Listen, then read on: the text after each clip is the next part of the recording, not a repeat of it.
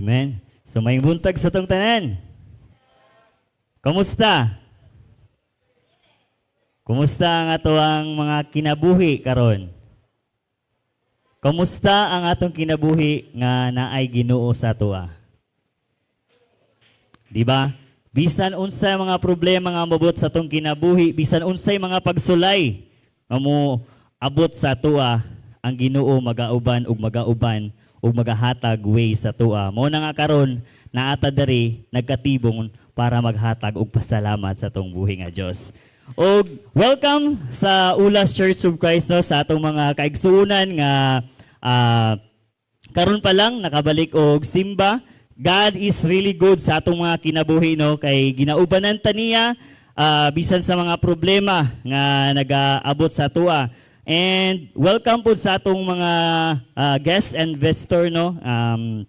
Amo ang ginaingon sa inyo ang wala mo namali nga naa mo karon diri because Ulas Church of Christ is a Bible based church, and thank you for coming. So karon karon nga bulan no hangtod sa July, we are in the series of lesson, a church member in a new normal. So sa pagpapahisgutan ano, last 2 Sundays gisgutan na nga og unsa dapat ang buhaton isip church member. And karon ang topic nga gihatag sa kuha is all about I will be a responsible father. Tungod kay Father's Day man karon, so kini nga message dili lang po ni para sa mga papa o para gyud ni siya sa tanan nga naa karon og naa sa ato ang nagakuan sa atong live stream no. So father is a title of man who has children. I decided or kini nga message no gibuhat tapos gihataga nato ni siya kanang acronym karon which is the word gikan sa father. So himay-himayo nato na siya, isa-isaho nato na karon para ato yung masabtan ug unsa dapat ang buhaton sa usa ka amahan. So our verse for today is taken from Proverbs chapter 20 verse 7. It says, "The religious who walks in his integrity, blessed are his children after him." So katong mga amahan nga nagapuyo nga naay integrity sa kinabuhi, bless kayo ang mga nagsunod o ang mga anak niya. So karon natay pipila ka mga punto nga pagahisgutan no, mo to akong giingon sa inyo ganina. So let us do the acrostic form titled Father. Number 1 is faithful. Ang usa ka amahan kinahanglan jud siya maging faithful sa tanang butang. So the first one, we need to be faithful sa atong Ginoo, to God. Deuteronomy chapter 6 verse 5 it says, "Love the Lord your God with all your heart and with all your soul and with all your strength." The scripture says nga ang first priority gyud sa usa ka amahan is mamahimong faithful sa atong Ginoo. Mamahimong faithful para sa tanang aspect sa atong kinabuhi, mamahimong ma-bless kita ug mamahimong bless ang atoang pamilya.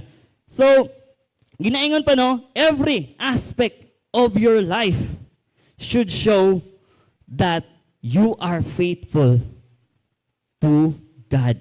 Bisan pa mag-unsay mga problema nga moabot sa atong kinabuhi, bisag unsay mga pagsulay nga moabot sa atoa, we need to show nga faithful ta sa Ginoo para makita niya ug makita sa atoang mga kaigsuonan nga diin kita nga member sa church, kita nga mga amahan faithful sa Ginoo. The second one is to our wife. Ephesians chapter 5 verse 25 it says, "Husband, love your wife just as Christ loved the church." In the marriage union, you are possible to be faithful to your wife as Christ loved the church. So, Christ was willing to die for the church.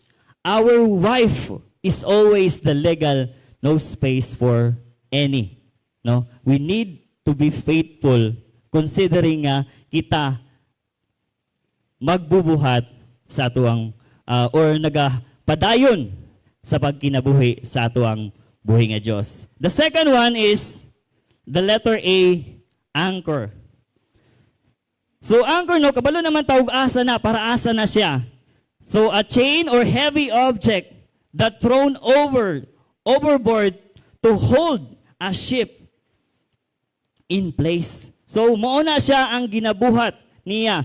Bisan unsa pa kalalom, bisan unsa pa kadako sa barko, pagka na siya ihulog na sa dagat, magstay ang usa ka barko, mag-hold ang usa ka barko nga dili na gyud siya moadto pa sa lain. 1 Peter chapter 5 verse 10 it says, God himself restore you and make you strong, firm and steadfast. Today, kabalo ko nga ang tanang pamilya bombarded gyud kaayo sa several attacks sa mga pagsulay nga maabot sa kinabuhi. So, the angle is, some is na naga-divorce.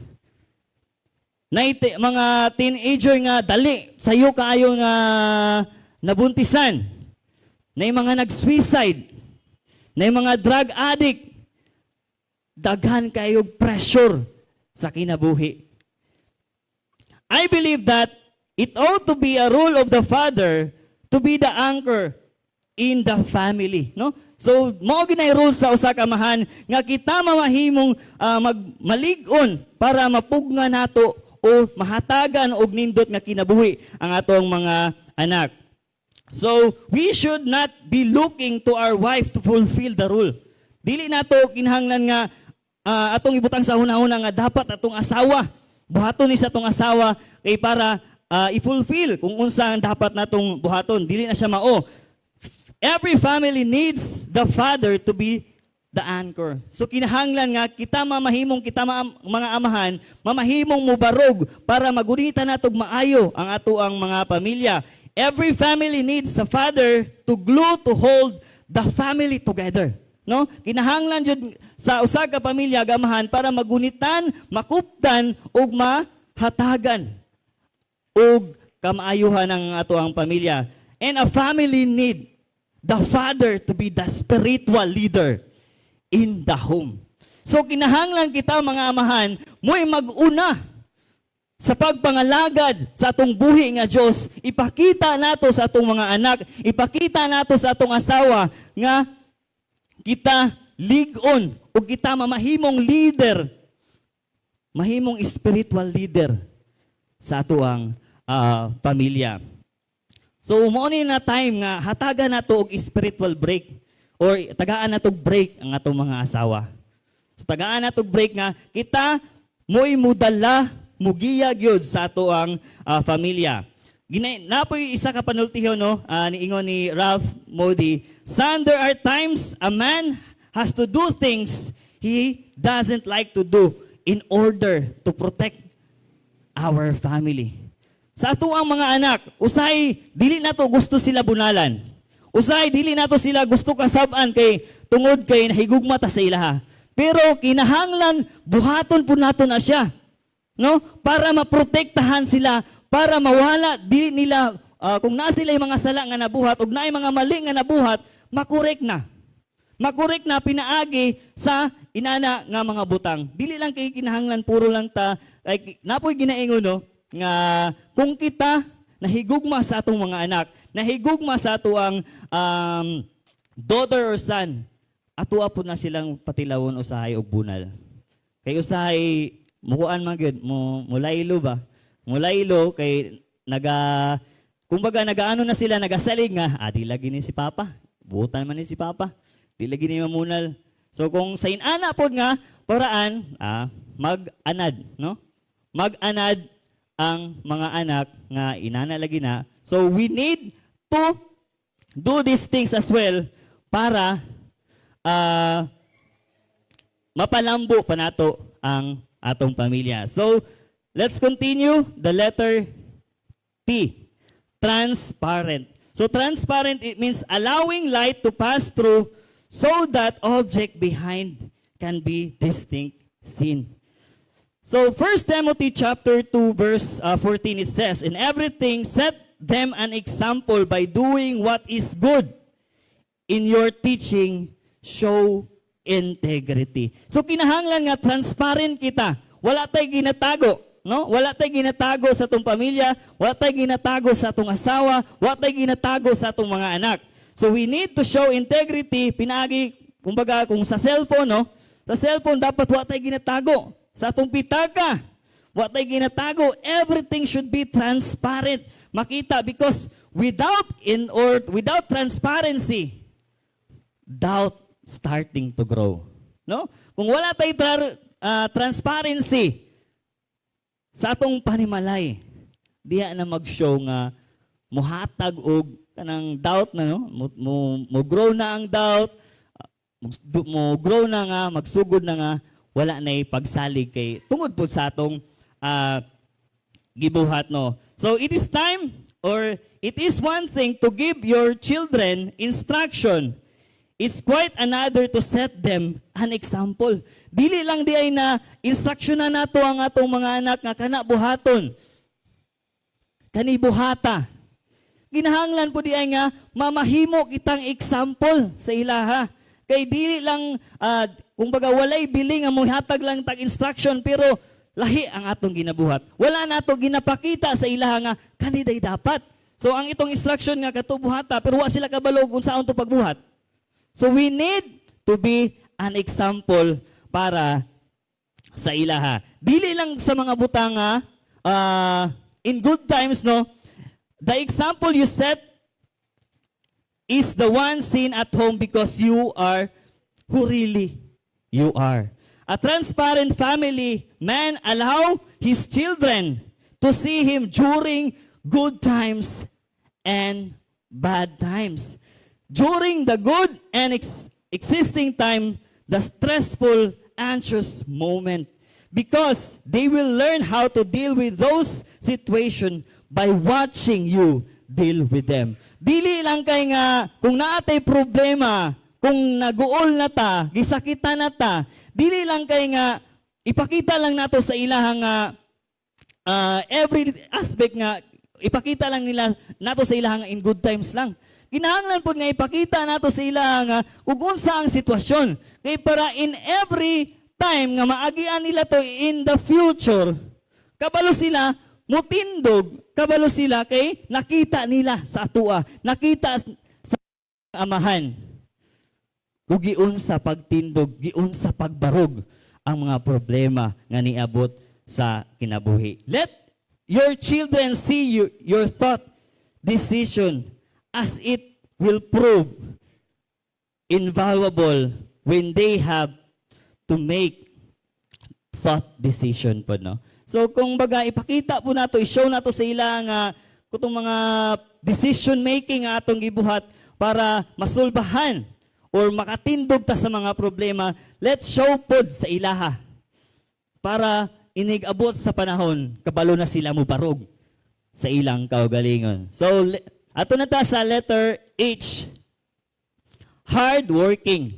Dili tong lisod pa trabaho na. So hard working. 1 Timothy chapter 5 verse 8. If anyone does not provide for his relative and especially for his immediate family, he has denied the faith and is worse than unbeliever. Hard workers get noticed even by God above. So, hard worker means providing for his family. Gi-ensure nato nga naatay food nga madala sa table ug i-ensure nato nga naay masuot ang atong mga anak. We never always had, but we were always provide for. Dili man daghan atong mahatag, pero nagahatag ta always sa ilang mga kinahanglan.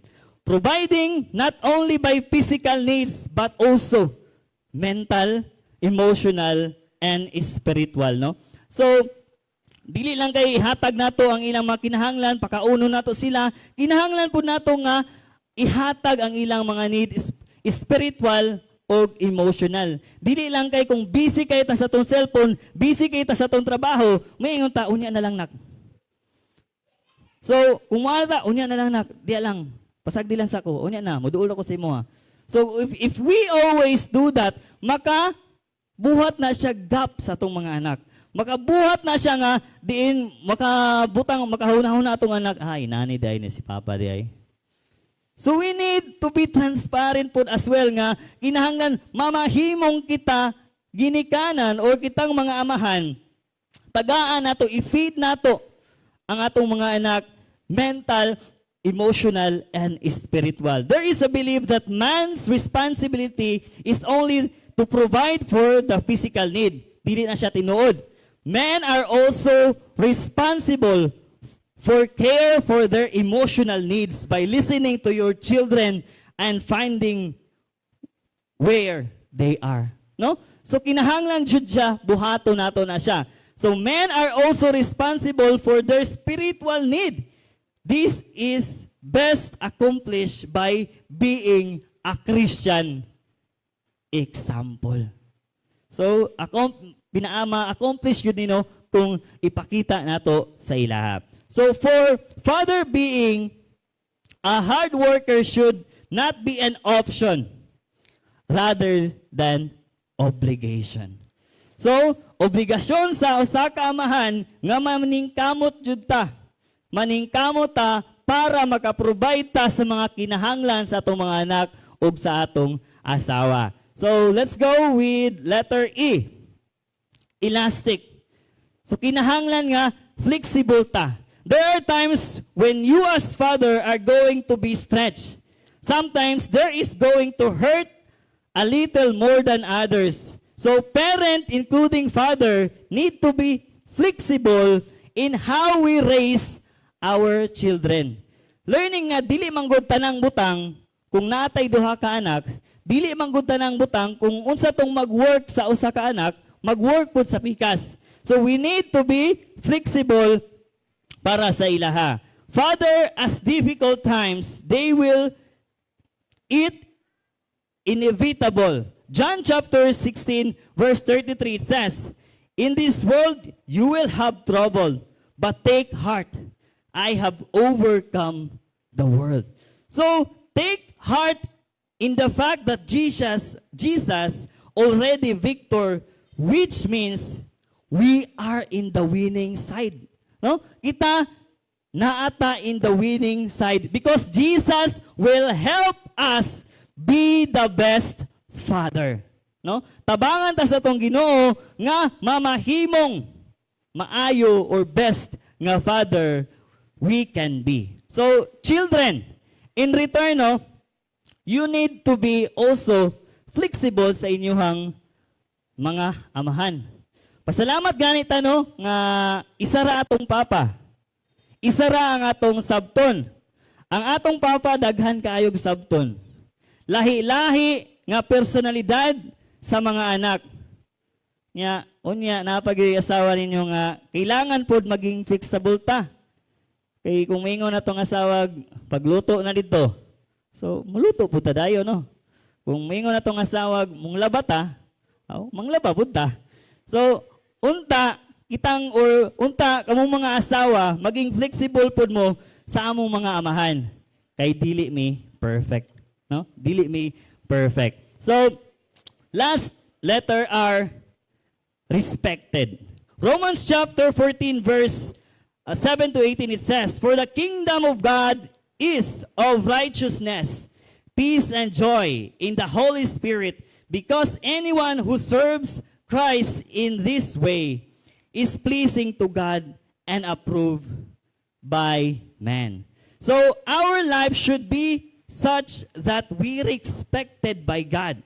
Our life should be such that we are respected by our family. Our life should be such that we are respected by our community. No? So that respect should be evident in our conduct, in our daily affairs, sa atong trabaho o sa atong business. Our conduct inside the confines of our home, no? So dapat respetado kita. And our conduct when we believe no one else see or hear in private. Dili lang kay nga nindot kayo, respetado kay ta kung naa sa public, respetado ta sa tong sa community. Pero kung wala day nagtan-aw sa tua, lahi di ay. So we need to be respected in all aspect. Gusto ba nato nga mahimong respetado ka o respetuhan sa uban ang inyong mga amahan? Kita mga anak. So, the contribution from the family member is needed also. No? Para marespetuhan ang ato ang amahan, so the contribution po sa atong family member is kinahanglan. First, wife. Sa mga asawa, ayaw ninyo pakaulawi ang inyong bana sa daghang tao or himua ang inyong kinabuhi. So mo na. Then children, sons and daughter, ayaw ninyo pakaulawi ang inyong mga ginikanan tungod sa pagpakasala. So mao gyud na ang ato ang dapat huna-hunaon. So to end this message, nako isa ka illustration about the duct tape, no. Ang duct tape is the probable one of the most well-rounded adhesive tape on the market. It can literally hold anything together. Pero, kabalo ba mo, do you know that if duct tape is left out messy, in foggy, or in a few hours, it will lose his adhesive, no?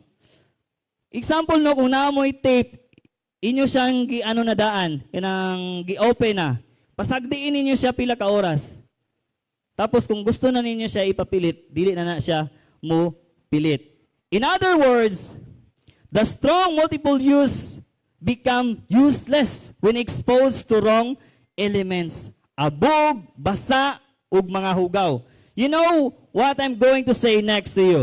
If a father become exposed to negative, unhealthy, and awesome na asawa or mga anak, we too lost our built-in qualities as a father. Then we not be adhesive and hold our family together any longer. So this is the challenge to the wife and sons and daughter nga naa karon. Let us help our father live by their title being father. Og mayong buntag sa atong tanan.